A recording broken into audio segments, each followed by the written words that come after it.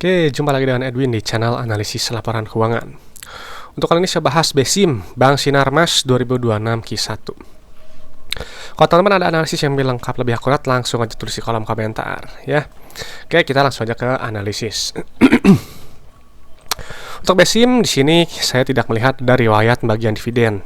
Ya, paling penting ya, perusahaan itu wajib bagi dividen. Kenapa? Karena perusahaan yang bagi dividen itu adalah perusahaan yang memang sudah terbukti profit dari bisnisnya dan juga punya kondisi keuangan yang sehat.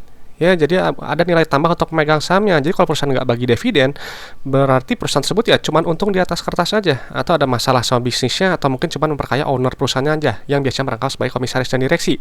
Gitu, makanya carilah perusahaan yang pro kepada pemegang sahamnya. Ya, harus ada bukti keuntungannya. Gitu, nggak masalah dividen Rp1 per lembar juga. Yang penting kan itu benar-benar bukti profit. Gitu ya.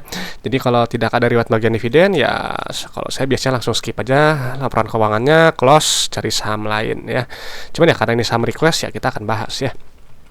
Oke, BESIM satuan jutaan ya. Di sini saya sampaikan dulu kalau format di Excel ini adalah untuk format non keuangan ya, untuk perusahaan umum gitu. Jadi kalau yang di sektor keuangan itu pasti ada rasio-rasio perbankan ya, gitu kan bank gitu. Jadi yang kurangnya teman-teman ya hitung sendiri aja ya. Oke, kita lihat dulu untuk kas tarakasnya ya. Jadi saya akan bahas ya sekilas aja gitu ya.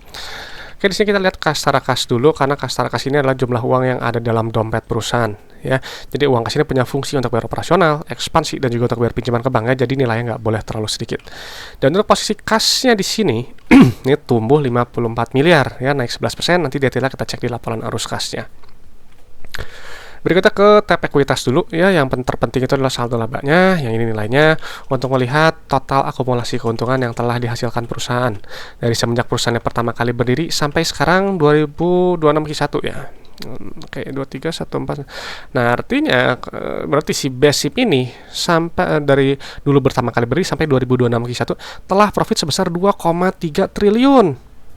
Ya, gitu. Jadi ini saldo labanya positif, ada keuntungan, tapi kenapa nggak bagi dividen? Gitu ya, karena biasa asumsinya kalau saya perusahaan untung tapi tadi nggak bagi dividen ya cuman untung di atas kertas aja. Asumsi saya seperti itu gitu ya, karena saya perlu nilai tambah ya, perlu uang tunggu gitu ya, saya perlu dihargai gitu lewat pembayaran dividen gitu.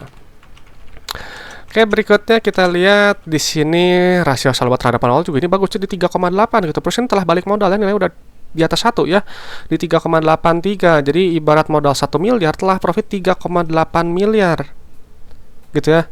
Gitu. Jadi misal tadi ya modal 3,8 kata kan telah profit 3,8 kali modal awalnya. Modal 1 miliar telah profit 3,8 miliar.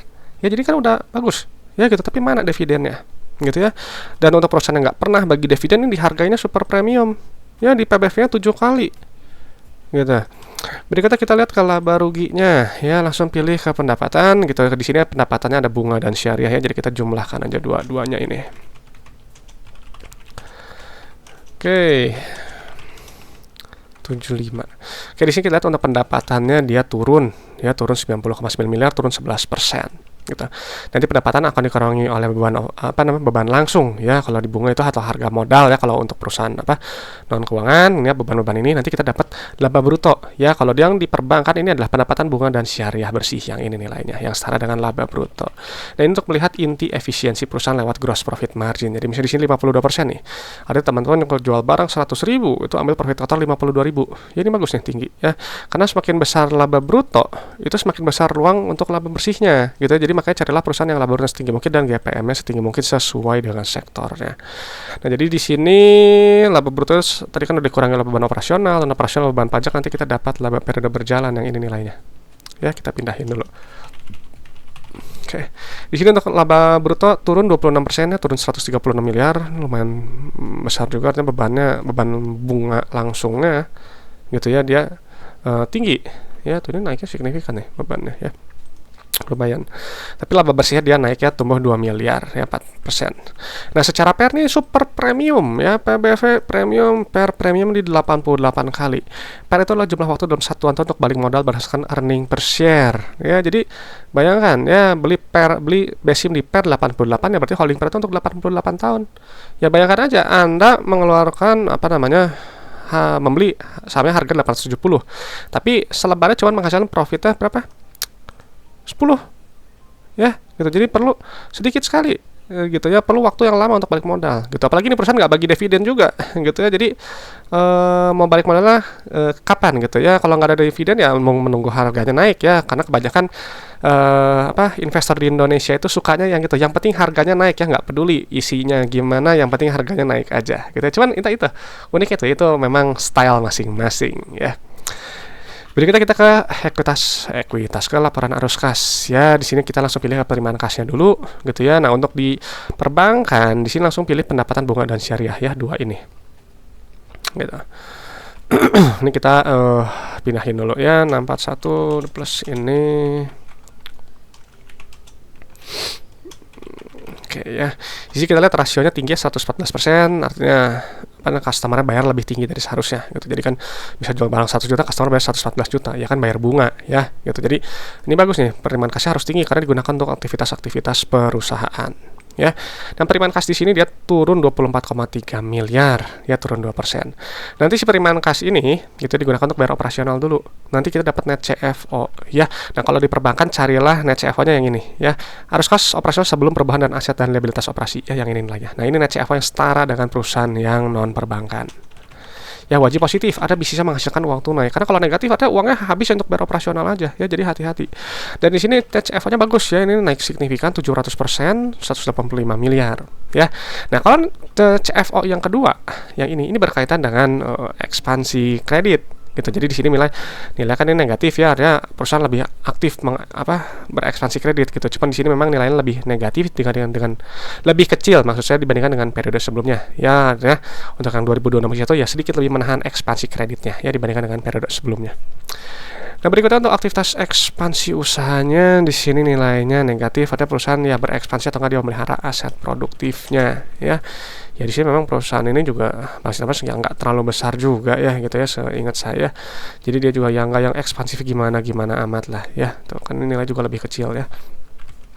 Berikutnya untuk aktivitas pendanaan ini berkaitan dengan pinjaman. Biasanya ya kalau dia di pendanaan bisa ada pelunasan pinjaman gitu ya. Di sini hanya pembayaran liabilitas sewa aja, yang nilai negatif gitu. Terus sebentar kita pindahin dulu. Nah, jadi di sini memang polanya plus min dan ada kenaikan kas tara kas ya. Sebenarnya ini bagus gitu, polanya sehat gitu. Cuman ya kadang gitu arus kas sehat kan ini soalnya cukup memadai saya rasa gitu ya untuk saldo laba positif dan bisa bagi dividen juga. Gitu, cuma kembali ke pengendalinya kenapa nggak mau bagi dividen gitu ya gitu. Oke, jadi setelah yang saya lakukan itu saya berhenti sampai di sini ya teman-teman. Jadi ada rasio-rasio perbankan yang memang harus dihitung ya, kayak non performing loan, capital adequacy ratio gitu dan seterusnya. Silakan teman-teman yang hitung sendiri ya, karena saya hanya bahas sampai sini aja. Nah, jadi saya pindahkan BSIM ini, saya rasa ya perusahaan ini saya rasa belum terbukti profit ya, berarti masih asumsi saya hanya untung di atas kertas saja karena nggak ada dividen, nggak ada nilai tambah untuk pemegang sahamnya gitu. Dan perusahaan ini juga memang sebenarnya bagus tuh ya, udah profit 3,8 kali modal awalnya, PBV-nya super premium ya di 7,3 kali dan per super premium di 88 kali untuk perusahaan yang nggak pernah bagi dividen ya gitu. Dan juga untuk arus kelas memang ini bagus ya, yang untuk periode sebelumnya dibandingkan dengan periode sebelumnya ada kenaikan kas tara kas dari aktivitas operasional usahanya gitu. Nah, cuman kembali lagi ya perspektif baik atau enggaknya, bagus atau tidak ke suatu perusahaan itu kembali ke teman-teman ya. Oke teman-teman, itu aja pendapat saya untuk BSIM ya. Dan setelah saya sampaikan bahwa analisis laporan itu hanyalah sebagian kecil dari fundamental, hanya menilai kinerja masa lalu ya. Jadi untuk prospek ke depannya teman-teman yang harus nilai sendiri. Dan juga saya nggak bahas harga saham ya, harga saham naik turun saya nggak tahu, itu kita kembalikan ke mekanisme pasar aja. Dan juga untuk valuasi ya, hanya pakai PBV dan PR sederhana. Jadi kalau teman-teman ada metode valuasi yang lebih bagus, lebih akurat gitu ya, pakai enterprise value, DCF, DDM, atau pakai metode valuasi yang cocok untuk bank, memang khusus untuk bank, pakai aja teman-teman yang hitung sendiri ya, karena metode valuasi itu sifatnya subjektif dan relatif ya, berbeda untuk tiap orang gitu. Oke teman-teman, itu aja, terima kasih sudah menyimak ya, semoga bermanfaat. Kalau ada pertanyaan, ada request langsung aja tulis di kolom komentar ya. Saya Dun dari channel analisis laporan keuangan, sampai jumpa di video-video berikutnya.